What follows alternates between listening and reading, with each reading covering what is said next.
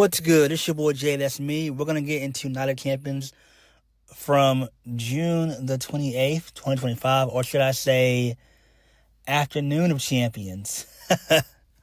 So the event overall was pretty okay. It was not long. It was about a little over 3 hours, which wasn't too bad. Actually, no. It was about 3 hours. About 3 hours and 5 minutes. So that's not bad there. We got 6 matches. The crowd, the Saudi crowd, they were basically into most of all the matches. So we kicked the show off with the first match of the night. Cody Rhodes versus Randy Orton, King of the Ring finals. Cody Rhodes wins. Match was pretty decent. The match started off slow. Randy's back went out basically about a minute and a half into the match. And then he ended up doing a superplex off the top rope. This was like 3 minutes in the match. I was like, Randy, what the hell are you doing, bro? And from there, it went all downhill. Cody took over from there. He was able to do like a lot of running bulldogs and stuff like that. So Orton sold his back very well, which was great. Cody ended up hitting not one but 2 Cody cutters. Orton kicked out of those. Orton was able to hit the draping DDT, which was great. He went for an RKO. Cody blocked it. Then Cody was going to go for the disaster kick, but Orton did. He countered it into an RKO, which was fucking awesome. I love that. That was awesome right there. That was great. Phenomenal right there. I wish that would have been the finish, but not so. Then Cody Rhodes. No, my bad. Orton got frustrated, so he went for the punt. At first, he hesitated. Then he hit it. Then he was about to hit it, but then that was reversed into the Cody cutter.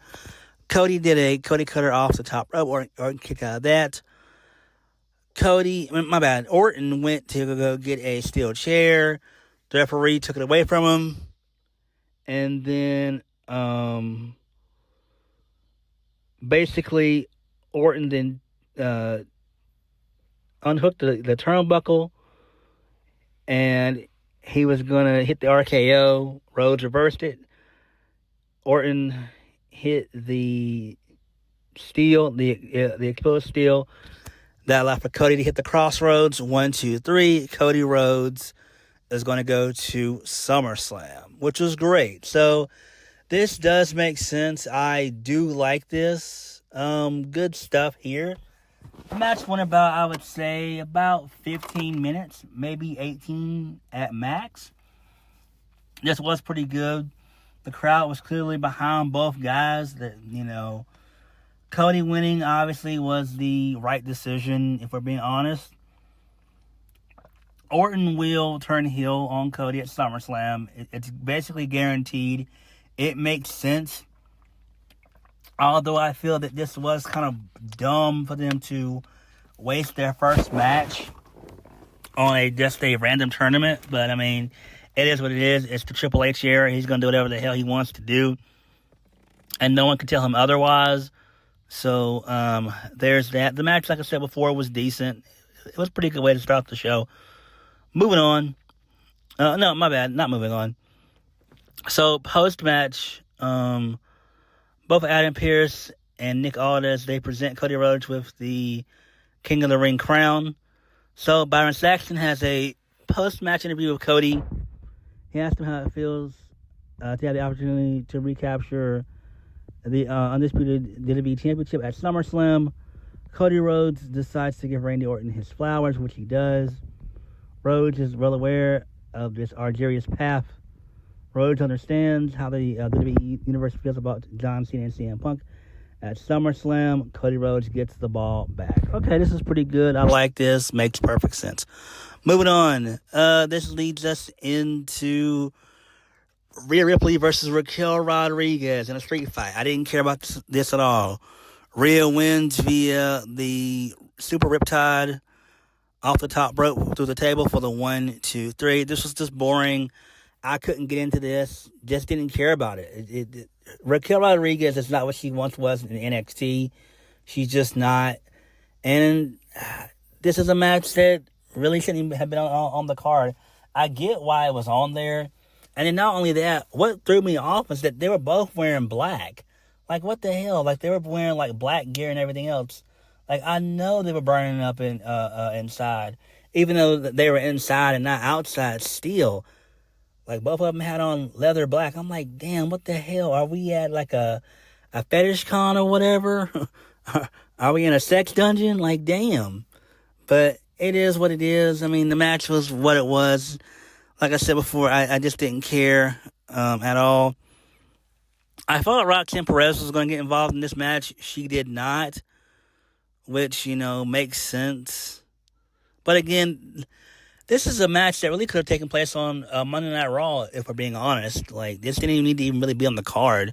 I mean, I'm glad it was that way. We could have got that way. We, for the reason we got 6 matches, but we could have done something else. So whatever. Next, moving on. This leads us into Sami Zayn versus Karrion Kross. Karrion Kross got a really good reaction. Sami Zayn is the hometown guy. You know what I mean? It's his home away from home because he is a Muslim. Match was solid. I thoroughly enjoyed the match. Karrion Kross basically did a whole bunch of ground and pound stuff. He ended up doing the Saito suplex a couple times in the match. He basically dominated most of the match.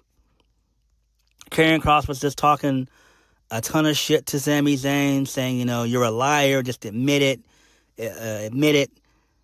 And then Karrion Kross, the finish came when he slapped Sami Zayn in the chest, and then he went for a corner clothesline. And basically Kross tells Sami to just tell the truth.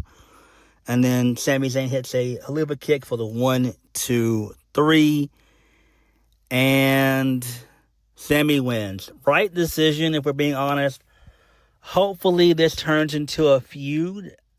But I don't think it will at all. I don't know what's Karrion Kross's next move. I don't know. Apparently his contract is up in July. Don't know when in July, but it's up in July. I just hope that Karrion Kross, that Triple H has a change of heart and Karrion Kross re-signs with WWE. If he goes to AEW, what is he going to do? He's going to get lost in the shuffle. He's not going to do really jack shit. If he goes to TNA, that'll be fine. That would boost their main event scene easily. But I have hope and faith that Karrion Kross is going to resign, and hopefully that comes to fruition. Like I said, the match was solid. Match was good. Sami Zayn took a lot of punishment in the match, and this was great. Kross looked good here. He really did. He looked good here. And so hopefully he sticks around. But if not, it is what it is. Moving on. This leads us into Jacob Fatu versus Solo Sikoa for the United States Championship. This match had a bunch of run-ins. So basically, this match started off very, very slow. Solo took control briefly, then Fatu came in and started getting in his stuff in. He ended up hitting a nasty Impaler DDT. He also hit a running hip attack on Solo as well. So, basically, the match broke down after Jacob Fatu hit a swanton bomb off the top rope. So, Jason Mateo, he distracts the referee. My bad. Jeff Cobb distracts the referee. So, Tama Tonga, Tama Loa, he returns for being out. He was out, he's been out for about 8-9 months since War Games last year. So he hit, the Magic Killer on to Fatu. Then, Solo keeps talking trash to Jacob Fatu. Solo goes for the Samoan Spike. Then, basically, Fatu takes out Solo with a super kick. He attacks JC Mateo. Then he's about to go for the double jump moonsault, which he hits. And then Hikuleo shows up, the older brother or the younger brother of the Tongans. He shows up. And he says to Jacob Fatu that he had everything. And then Hikuleo choke slams Fatu on the announce table. And then Solo hits the Samoan Spike for the 1, 2, 3. And Solo is the new U.S. champion. This actually, at first I was pissed off, but it actually makes sense. It actually makes sense. And I think what's going to end up happening is Jacob Fatu is going to have to enlist the old bloodline to help him out to fight off Solo's renegade bloodline. So we're going to get the Usos, obviously, and we're probably going to end up getting Sami Zayn, even though he's still tied in Seth Rollins' feud. We'll talk about that when we get to it. We will. But it makes sense if we're being honest. I don't hate it, if we're being honest. I really don't hate it. I think it was a smart move to switch the title. It does make sense, because if Solo would have lost clean, or even if Jacob was able to overcome the odds and still beat Solo, then what would they have, done there going forward? But this does make sense. This is definitely going to continue into SummerSlam, and it might continue on after SummerSlam into the fall. That's what I'm hoping. We might get a third match that could take place at Clash at the Castle in France or whatever.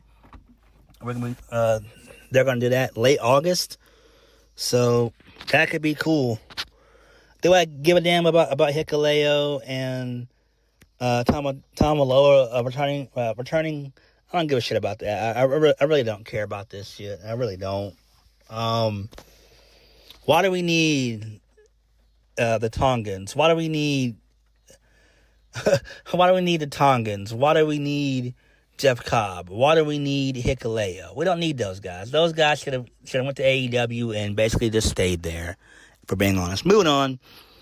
This leads us into Jade Cargill versus Asuka, Queen of the Ring finals. Jade Cargill wins via the Jaded. Match was pretty okay. Asuka took control in this match for most of it. She was the ring general. She ended up attacking Jade's leg early on. She ended up hitting a dragon screw through the rope. Through the ropes. My bad. Jade ended up succumbing to a dragon screw through the ropes by Asuka. That was good. She ended up selling that for a little bit. So Asuka tried to hit the Asuka lock. Jade kept on getting out of it and countering it. Jade, she hit the set up powerbomb for the 1, 2. She got a 2 count on that. That was pretty cool. Then Asuka was gonna go for a roundhouse kick, which she hit, and then she ended up going for the Empress attack. But Jade hit for the 1, 2, 3. She countered that, so that's how she won. And Jade Cargill is going to go to SummerSlam, which makes perfect sense. This makes sense. I still think that Asuka's going to still be the one to take on Io at SummerSlam. So that's still in the chamber. Neither Asuka nor Jade needed to win the Queen of the Ring. Just like between Cody and Randy, neither of them needed to win the King of the Ring. That's just kind of how I feel about it. I mean, I know it's weird, but Cody still could have gotten to SummerSlam without beating Randy.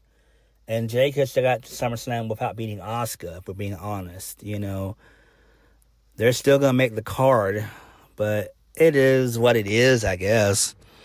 Match, like I said, was fine. So Byron Saxton showed up. He has a post-match interview with Jade Cargill. Jade felt that she had the entire world on her shoulders. Don't let anybody stop you from getting what you want. Jade says the grind doesn't stop here. because the Storm is coming to SummerSlam. Okay, that's fine. Makes sense.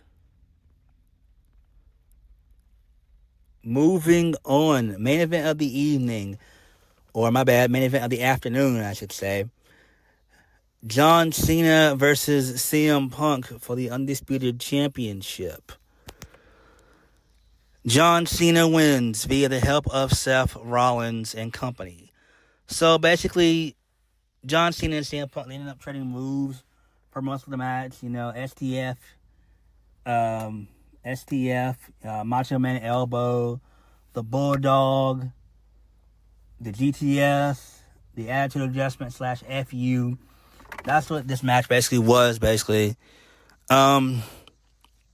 So then, there's a ref bump in the match. And then, Punk hit the GTS on Cena. So Cena's out. Then Punk calls for a referee. Seth Rollins shows up along with his boys and Paul Heyman. And then there's basically a massive brawl that ensues. Braun Breaker and Bronson Reed put CM Punk through a table via a double choke slam. And then Charles Robinson was coming in to, officiate the match, and then Cena just he just shoulder tackles Robinson, and Robinson goes down like a light. That was great. I laughed my ass off when that shit happened. So it was some more shenanigans. Penta showed up. CM Punk is basically busted open for whatever reason. So then Sami Zayn comes out. There's still a massive brawl that takes place involving, Braun Breaker, Sami Zayn, Penta, and Bronson Reed. So Bronson was going to go for the tsunami. Punk recovers. He shoves Bronson Reed off the top turnbuckle. Cena hits the AA onto Bronson Reed. Then CM Punk wants Cena to shake his hand. Cena gives Punk a hug. And then Cena was going to go for the low blow. CM Punk hit the GTS. And then Seth Rollins decks CM Punk with the Money in the Bank briefcase.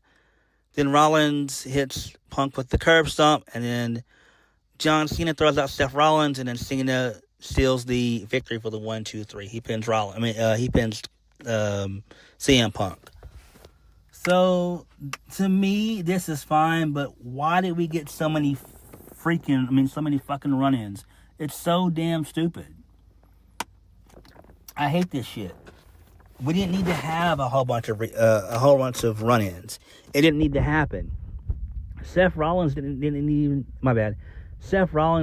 need to show up in Saudi Arabia. Like, it didn't need to happen. Like, why? But it is what it is. Punk. We're on a collision course between Punk and Rollins. Apparently, they're probably going to end up having a match that's going to lead to SummerSlam.